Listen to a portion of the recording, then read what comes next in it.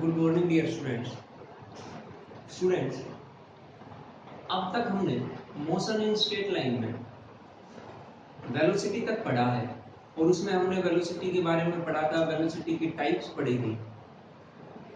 एक एग्जांपल से हम वेलोसिटी की टाइप्स जिसमें एवरेज वेलोसिटी और इंस्टेंटेनियस वेलोसिटी उसको समझने की कोशिश करते हैं। देखिए, मान लीजिए कि आपके पास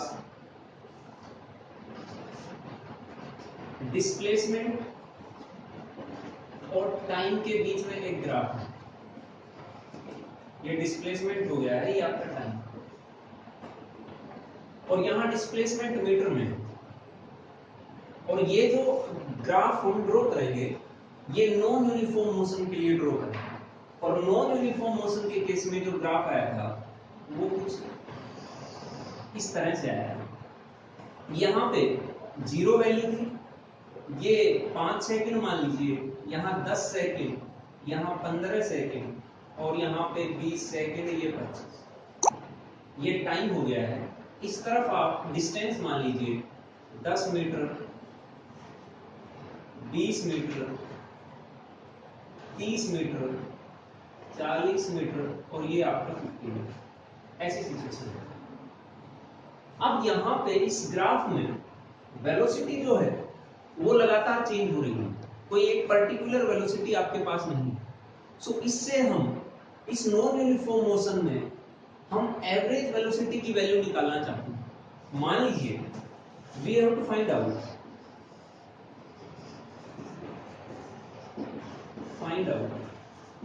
एवरेज वेलोसिटी, और एवरेज वेलोसिटी को हम v बार से लिख सकते हैं। Average velocity, we have to find out average velocity in time 10 second to 20 second। इस टाइम इंटरवल के बीच हम एवरेज वेलोसिटी निकालना चाहते हैं। एवरेज वेलोसिटी का जो फॉर्मूला हमने देखा था वो ये था, एवरेज वेलोसिटी को हम v बार से डिनोट करेंगे। इसका मतलब एवरेज वेलोसिटी है, ये बार एवरेज को डिफाइन करता है, एवरेज को रिप्रेजेंट करता है। v average equals to change in velocity upon change in time. यहां जो चेंज इन टाइम है वो आप देखिए, हमने टाइम बोला है 10 सेकंड टू 20 सेकंड। इसका मतलब इसको हम लिखते हैं v2 minus v1, t2 minus t1। v2 हमारा final velocity, v1 initial velocity और उनके corresponding t2 final time, t1 initial. यहाँ पे 10 सेकंड टू 20 हमें जाना है, तो ये जो 20 सेकंड है ये तो हमारा बन गया है फाइनल टाइम, और t1 जो है इनिशियल टाइम रिप्रेजेंट करता था, यहाँ 10 सेकंड इनिशियल टाइम हो गया है। और v2 माइनस v1, अब यहाँ पे सॉरी v2 माइनस v1 नहीं आएगा, यहाँ पे एवरेज वेलोसिटी निकाल रहे हैं तो ये तो आएगा del x change in displacement, और ये आएगा x2 माइनस x1। अब इस t2 टाइम पे 20 सेकंड पे जो डिस्प्लेसमेंट था वो कितना था, मान लीजिए यहां से हम एक पॉइंट ये है, इसका नाम p1 दे दीजिए और ये पॉइंट है p2। इस p1 और p2 के बीच में जो एवरेज वेलोसिटी थी वो एवरेज वेलोसिटी आप निकालना चाहते हैं। अब ये p1 जो है इसके कोरस्पोंडिंग जो टाइम है वो 20 सेकंड, और t2 है उसके कोरस्पोंडिंग टाइम 10 सेकंड। वैसे ही इस पॉइंट t1 के कोरस्पोंडिंग जो डिस्प्लेसमेंट आएगा वो आपका आएगा ये 35 आसपास, 35 के। और ये जो है p2 इसकी वैल्यू है 10। यहाँ x2 minus x1 upon t2 minus t1, x2 की वैल्यू तो हमारे पास आई है 35 और x1 की वैल्यू आई हमारे पास 10 में। ये वैल्यूज आप पुट कर दीजिए, ये आएंगी 35 माइनस 10 इक्वल्स टू, ये आ गया है आपका 5 upon 10, it means 2.5 meter per second. This is the average velocity, this is average velocity between time t2 and t1, means 10 to 20 second के बीच जो एवरेज वेलोसिटी रहेगी वो आपकी रहेगी ये। ये तो आप इस न्यूमेरिकल मेथड से ऐसे निकालिए। दूसरा जो तरीका है वो ये है कि आप इस P1 और P2 को मिला दीजिए एक स्ट्रेट लाइन से। ये जो स्ट्रेट लाइन आई है P1 और P2, इस P1 और P2 स्ट्रेट लाइन का स्लोप आपको एवरेज वेलोसिटी की वैल्यू देगा। Now the slope of this straight line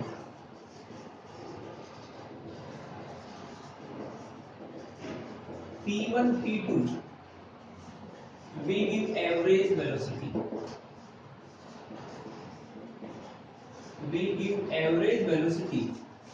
between 10 to 20 second. अब कैसे देगा वो आप देख लीजिए। यहां से आप इस लाइन को आगे की तरफ एक्सटेंड करा दीजिए और इस पॉइंट का नाम दे दीजिए P3। ये जो P1 P3 P2, यहां एक राइट एंगल ट्रायंगल आपके पास मिल गई है आपके पास, और ये जो एंगल आया है स्ट्रेट लाइन और P2 P3 के बीच, इसका नाम दे दीजिए थीटा।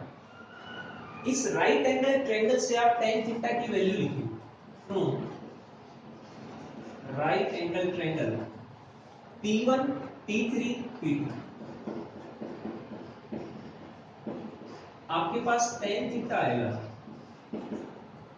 tan थीटा आपने 10th क्लास में ट्रिग्नोमेट्री में पढ़ रखा है, जिसकी वैल्यू होती है परपेंडिकुलर अपॉन बेस। इस राइट एंगल ट्रायंगल में जो परपेंडिकुलर होगा हमारा वो तो होगा P1 P3, और जो बेस होगा वो हमारा होगा P2 P3। इस P1 P3 की वैल्यू कितनी है? P1 P3 की वैल्यू ये है 35 माइनस 10, ये हमारे पास P1 P3 की वैल्यू है। सो ये P1 P3 की वैल्यू आई 35 माइनस 10 अपॉन P2 P3। यहां जो P2 P3 है वो वैल्यू देगा ये, P2 P3 की वैल्यू आएगी 20 माइनस 10। तो ये जो वैल्यू आ गई है 20 माइनस 10, ये P2 और P3।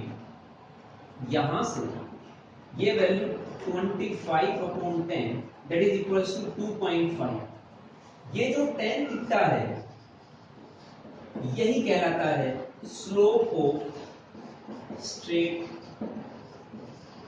लाइन। और यहां से आप देख लीजिए इस स्लोप की जो वैल्यू आई है slope of straight line that is 2.5, और यही हमारे पास एवरेज वेलोसिटी की वैल्यू थी जब हमने इस मेथड से निकाला। सो एक स्ट्रेट लाइन का स्लोप इस 10 सेकंड और 20 सेकंड के बीच आपको एवरेज वैल्यू देगा वेलोसिटी। लेकिन ये जो टाइम इंटरवल था, ये जो टाइम इंटरवल की वैल्यू थी ये 10 सेकंड थी यहां से लेकर यहां। अगर आपको किसी एक पर्टिकुलर इंस्टेंट पे वेलोसिटी निकालनी हो, जिसका हमने नाम दिया था इंस्टेंटेनियस वेलोसिटी, उस केस में आप क्या करेंगे? यहां जो वेलोसिटी आई है वो तो 10 से 20 सेकंड के बीच आई है, किसी एक पर्टिकुलर इंस्टेंट पे नहीं आई। हो सकता है 11 सेकंड पे अलग हो, 12 सेकंड पे अलग, 13 सेकंड पे अलग, 14 पे अलग। हमें एक पर्टिकुलर टाइम पे निकालनी है। मान लीजिए हमें 15 सेकंड पे निकालनी है।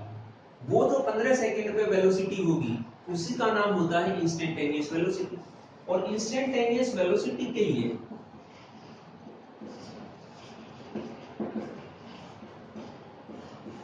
हमने कहा था कि v इंस्टेंटेनियस इक्वल्स टू, ये होता है del v upon del t। लेकिन जैसे जैसे ये जो टाइम इंटरवल था 10 सेकंड का, इसको हम छोटा करते हुए आए। मान लो कि आपकी बार एक पॉइंट यहां माना, एक पॉइंट यहां माना, इन दो पॉइंट्स के बीच आपको एवरेज वेलोसिटी निकालनी है। तो और हमने टाइम इंटरवल कम कर दिया है।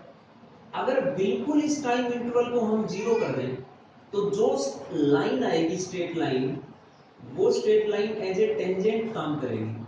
And in this situation this tangent will give slope of tangent, इस tangent का slope आपको instantaneous velocity देगा। Now तो इस instantaneous velocity के लिए कंडीशन ये होगी, जो टाइम इंटरवल था वो बिल्कुल जीरो के बराबर होना चाहिए, tends to zero, nearly equals to zero. जैसे जैसे हम इसको जीरो करते हुए आएंगे हमें मिलेगा स्लोप ऑफ ए टेंजेंट। अब ये जो लाइन थी वो टेंजेंट का काम करेगी और इस टेंजेंट का जो स्लोप होगा वो आपको इंस्टेंटेनियस वेलोसिटी देगा। अगर ये टाइम इंटरवल बहुत कम हो गया है तो यहाँ सॉरी ये आएगा डेल एक्स, मतलब चेंज इन डिस्प्लेसमेंट। तो ये हम इसको लिख सकते हैं dx अपॉन dt। जब चेंज थोड़ा बड़ा हो, डिफरेंस ज्यादा हो तो हम del x upon del t लिखेंगे, और जब डिफरेंस बहुत स्मॉल हो, नेग्लिजिबल हो, तो हम dx अपॉन dt। ये आपकी इंस्टेंटेनियस वेलोसिटी है। And in this situation graphically form से हम अगर वेलोसिटी निकालना चाहते हैं तो यहां से हमें स्लोप ऑफ टेंजेंट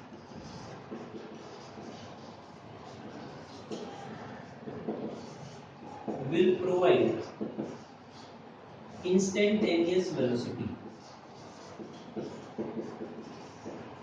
ये था आपका एवरेज वेलोसिटी और इंस्टेंटेनियस वेलोसिटी कैसे हम निकाल पाएंगे। अब आता है एक नई टर्म जिसका नाम है एक्सेलरेशन।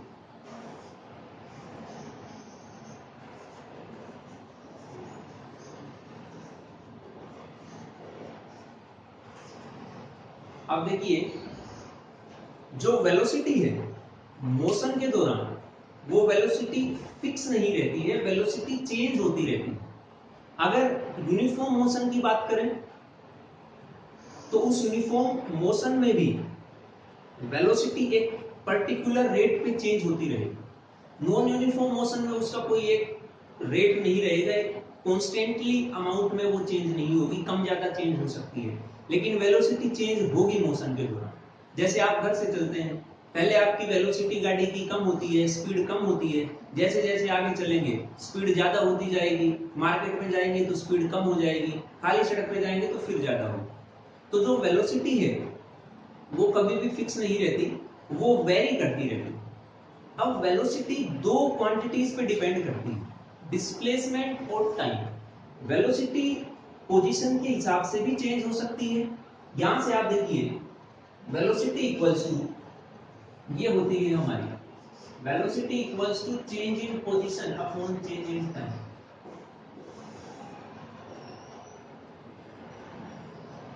अब इन दोनों क्वांटिटी में से कोई भी एक अगर चेंज होता है तो वेलोसिटी हमारे पास चेंज होगा। अब वेलोसिटी का चेंज हम किसके साथ पढ़ें?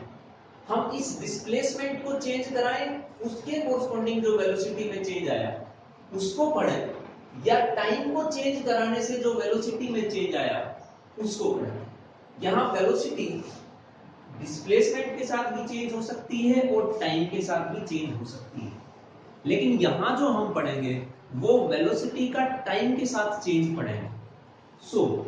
और वही चेंज जो वेलोसिटी का टाइम के साथ आ रहा है, change in velocity with time, that is equals to acceleration. Acceleration is the, or it is the ratio change in velocity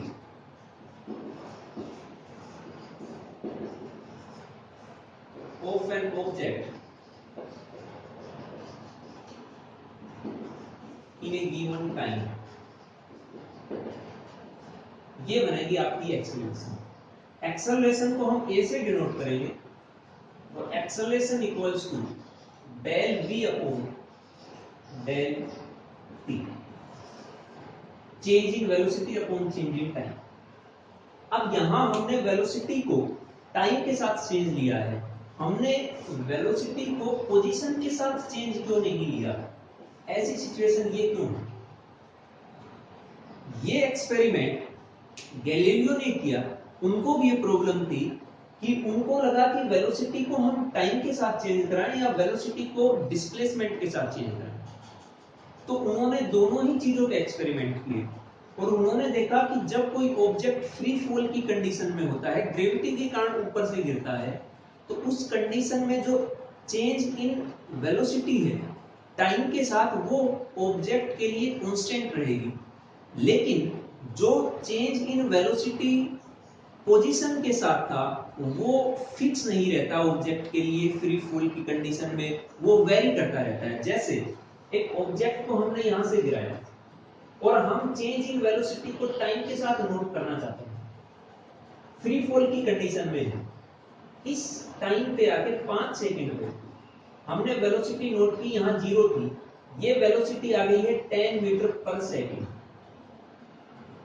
next 5 second में भी यहाँ 10 सेकंड, इस 5 सेकंड के इंटरवल में हमने देखा कि वेलोसिटी चेंज हो रही है, यहाँ आ गई है 20 मीटर पर सेकंड।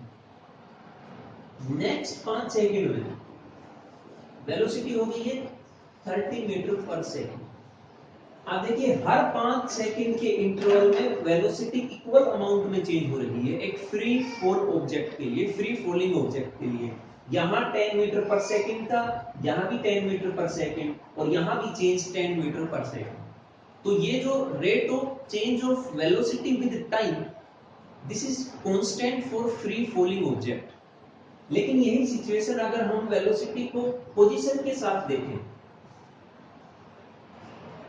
तो पोजीशन के साथ क्या था कि यहां 0 मीटर पर सेकंड, जैसे ही यहां आएगा, मान लो ये 5 मीटर की डिस्टेंस ट्रेवल की, इसने 5 मीटर का डिस्प्लेसमेंट किया, इस पॉइंट पे आके जो वेलोसिटी थी वो वेलोसिटी मान लीजिए आप 10 मीटर पर सेकंड। अब 5 मीटर से जैसे ही 10 मीटर पे आएगा, जहां जो 5 मीटर में चेंज आई थी वेलोसिटी वो थी 10 मीटर पर सेकंड, लेकिन यहां 10 मीटर पर सेकंड नहीं रहेगा, ये हो सकता है 8 मीटर पर सेकंड हो जाए। नेक्स्ट 5 मीटर में और भी चेंज हो सकती है, हो सकता है ये 5 मीटर पर सेकंड आ जाए। यहां आप देखिए जो वेलोसिटी का चेंज है, rate of change of velocity with displacement और with position is not constant for free falling object. तो इस सिचुएशन को नेग्लेक्ट कर दिया, हमने नहीं लिया, और यहां वेलोसिटी को हम सिर्फ टाइम के साथ लेंगे, क्योंकि आप देख लीजिए पहली 5 मीटर में वेलोसिटी चेंज हुई 10 मीटर पर सेकंड, लेकिन नेक्स्ट 5 मीटर में वेलोसिटी कितनी चेंज हुई, velocity 2 metre per second change हुई। नेक्स्ट 5 मीटर में velocity 3 metre per second change हुई। तो यहां जो वेलोसिटी का चेंज है पोजीशन के साथ वो कांस्टेंट नहीं है, वो वेरी करता रहता है। इसी कारण से हमने वेलोसिटी का चेंज पोजीशन के साथ नहीं, वेलोसिटी का चेंज टाइम के साथ लिया, और वही क्वांटिटी हमारे पास बनी एक्सेलरेशन। अब acceleration is the rate of change of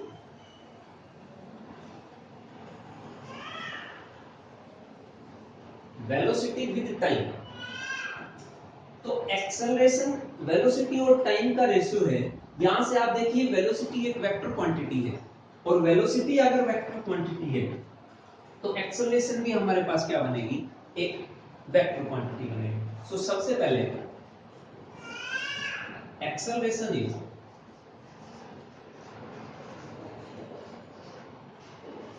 vector quantity.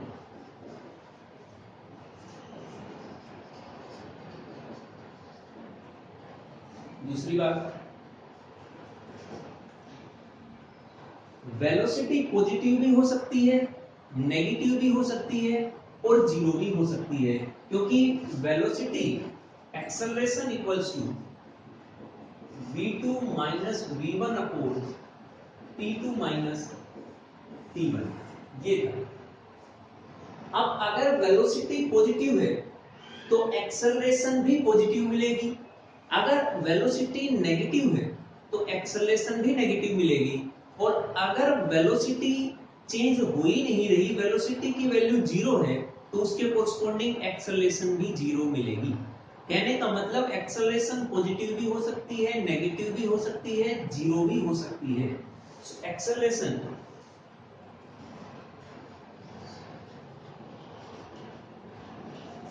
may be positive, negative or 0।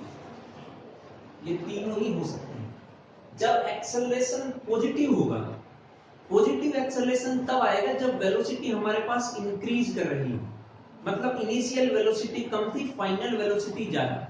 अगर ऐसी सिचुएशन है, अगर चेंज इन वेलोसिटी इंक्रीज कर रहा है, तो उसके कोरस्पोंडिंग जो एक्सेलरेशन आएगी वो आएगी हमारी पॉजिटिव।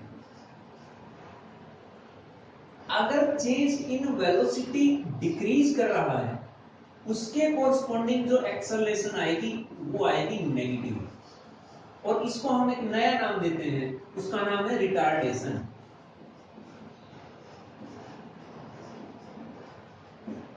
रिटार्डेशन स्पेलिंग आप देख लेना, शायद ये है। और अगर वेलोसिटी चेंज हो ही नहीं, मतलब change in velocity equals to zero, उसके कोरस्पोंडिंग आएगी एक्सेलरेशन भी जीरो। ये था पॉजिटिव, नेगेटिव और जीरो। अब थर्ड पॉइंट कि एक्सेलरेशन की यूनिट क्या होगी। Acceleration is the ratio of velocity and time. तो इन दोनों की यूनिट का रेशियो एक्सेलरेशन की यूनिट बनेगी। इसकी यूनिट आपको पता होनी चाहिए, इसकी यूनिट आपको पता होनी चाहिए, एक्सेलरेशन की यूनिट अपने आप आएगी। सो यहां से वेलोसिटी की यूनिट होती है, अगर एसआई यूनिट की बात करें तो एसआई यूनिट एक्सेलरेशन की क्या है।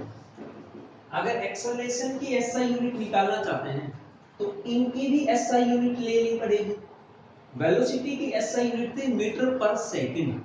सो वेलोसिटी के लिए हम लिखेंगे मीटर पर सेकंड, साथ में एक टाइम यहां और बच गया है, उसके लिए भी सेकंड आएगा।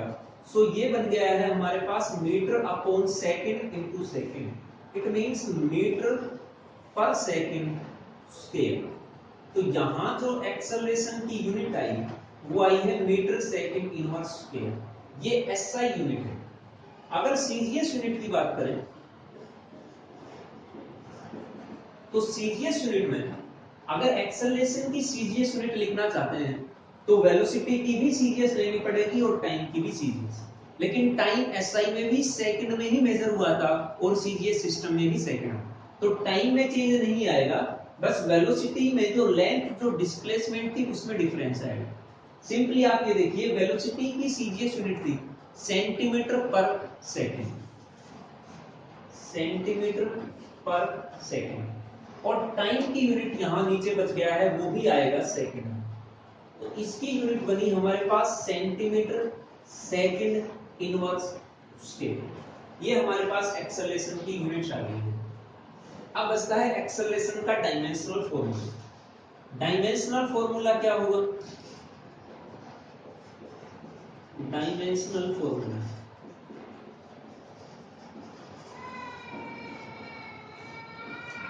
डायमेंशनल फॉर्मूला को हम एक स्क्वायर ब्रैकेट की फॉर्म में लिखते हैं। यहां आपको फिर से इस एक्सेलरेशन का डायमेंशनल फॉर्मूला रखने की जरूरत नहीं है।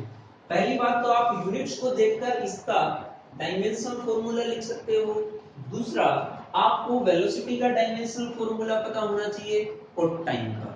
इन दोनों का कंबाइन जो बनेगा वो एक्सेलरेशन का डायमेंशनल फॉर्मूला बनेगा। वेलोसिटी का जो डायमेंशनल फॉर्मूला था वो था आपके पास L1 t माइनस 1। ये तो वेलोसिटी का हो गया है, और नीचे हमारे पास बचता है टाइम। टाइम का जो डायमेंशनल फॉर्मूला बनेगा वो आएगा t1।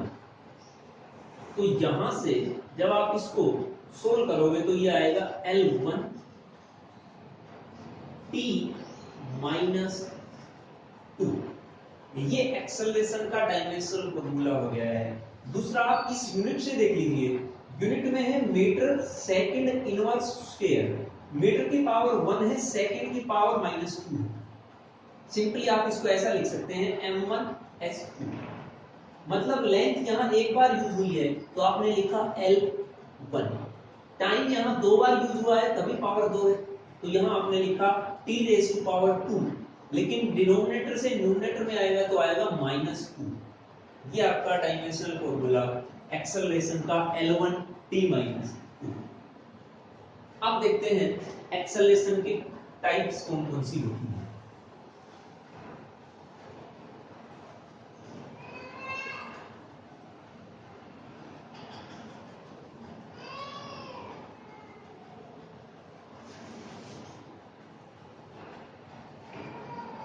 Types of acceleration.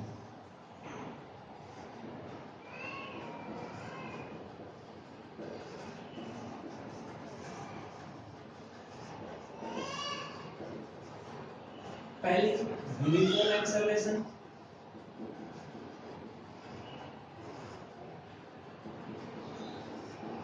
Uniform acceleration मतलब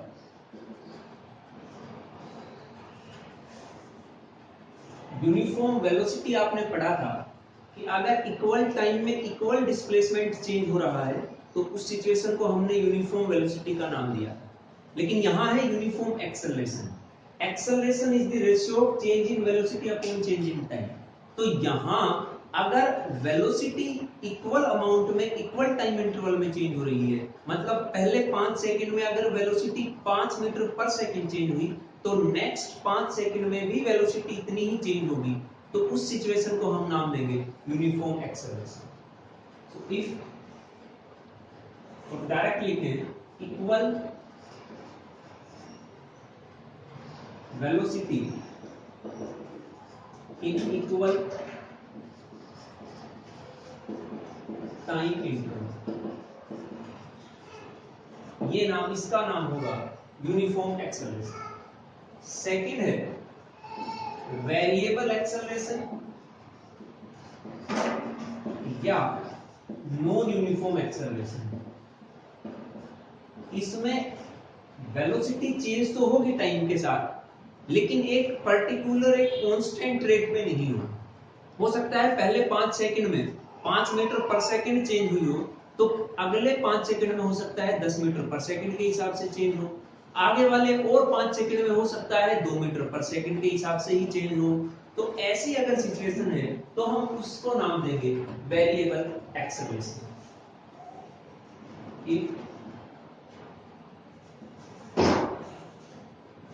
और इसको हम लिख सकते हैं change in unequal change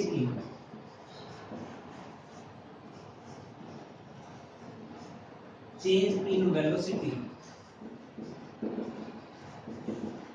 in equal amount or in equal time interval, और उसका अपोजिट भी हम लिख सकते हैं। अपोजिट आएगा equal change in velocity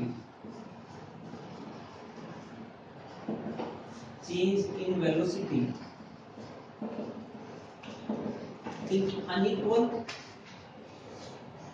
time interval. ये है आपकी वेरिएबल एक्सेलरेशन। अब आता है थर्ड एवरेज एक्सेलरेशन।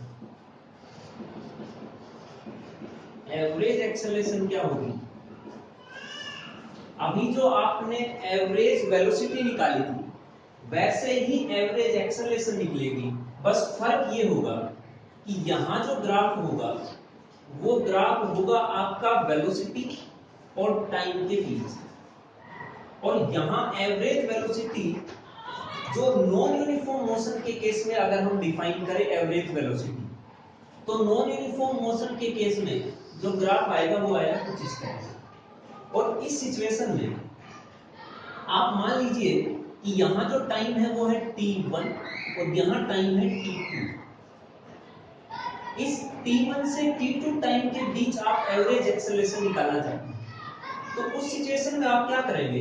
इस t2 के कोरस्पोंडिंग आप ये पॉइंट मान लीजिए, t2 को यहां शिफ्ट कर देंगे, ये है t2, और t1 के कोरस्पोंडिंग जो पॉइंट है वो आएगा आपका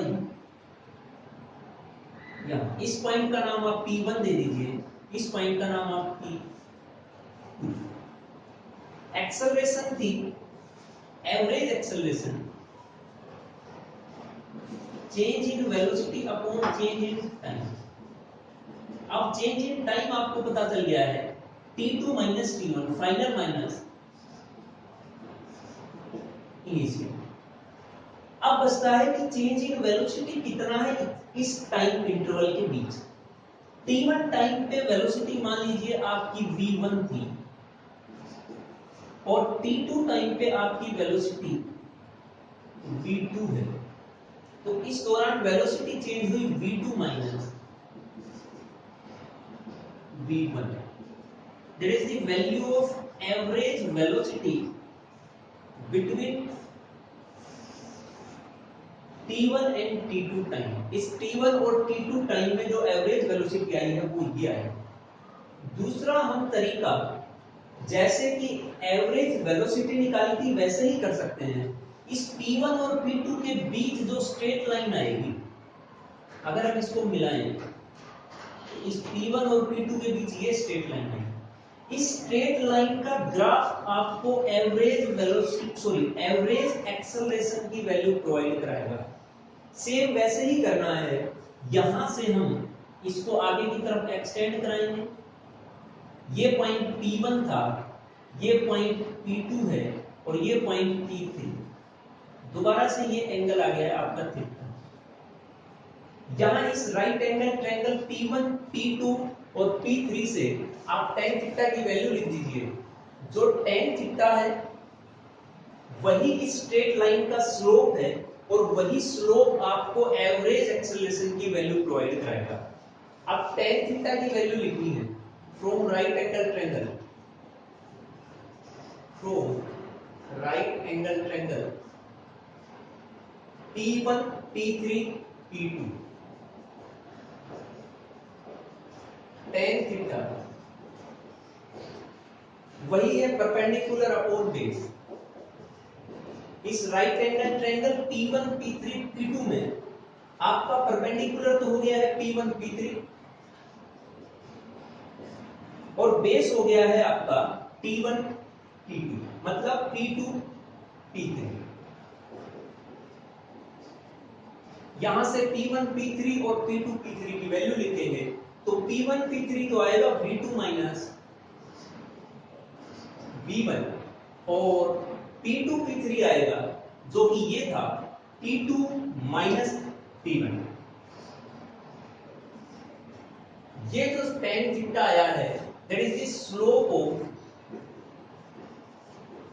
straight line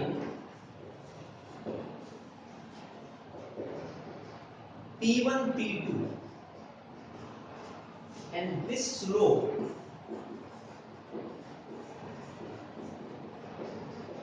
will give average acceleration। यही स्लोप आपको एवरेज एक्सेलरेशन। अब आती है लास्ट इसकी टाइप जिसका नाम है instantaneous acceleration. Instantaneous acceleration means acceleration at a particular instant of motion। किसी एक पर्टिकुलर टाइम पे जो एक्सेलरेशन होगी उसका नाम होगा इंस्टेंट एक्सेलरेशन। वो कैसे मिलेगी? यहां से a इंस्टेंटेनियस इक्वल्स टू, मतलब पर्टिकुलर इंस्टेंट का मतलब वो होगा जब हम टाइम इंटरवल को बिल्कुल जीरो के बराबर कर देंगे। जैसे जैसे टाइम इंटरवल कम करते जाएंगे वैसे वैसे इंस्टेंटेनियस एक्सेलरेशन की वैल्यू मोर एक्यूरेटली हम बता पाएंगे। तो हमें टाइम इंटरवल की वैल्यू कम करनी है। यहाँ पे एवरेज एक्सेलरेशन थी del v upon del t।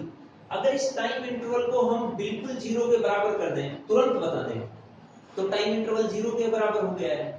उस सिचुएशन में जो एक्सेलरेशन आएगी वो आपकी इंस्टेंटेनियस एक्सेलरेशन बनेगी। सो यहां से limit del t tends to zero और ये आपका आ गया है del v upon del t। मतलब चेंज जो था वो बिल्कुल नेग्लिजिबल कर दिया है। और जब चेंज बहुत स्मॉल हो तो हमने वेलोसिटी के केस में बताया था कि उसको हम डेल v की जगह लिखेंगे dv अपॉन dt। ये आपकी इंस्टेंटेनियस एक्सेलरेशन है। सो ये आ गया आपका d अपॉन dt। इस v को हम ऐसे भी लिख सकते हैं।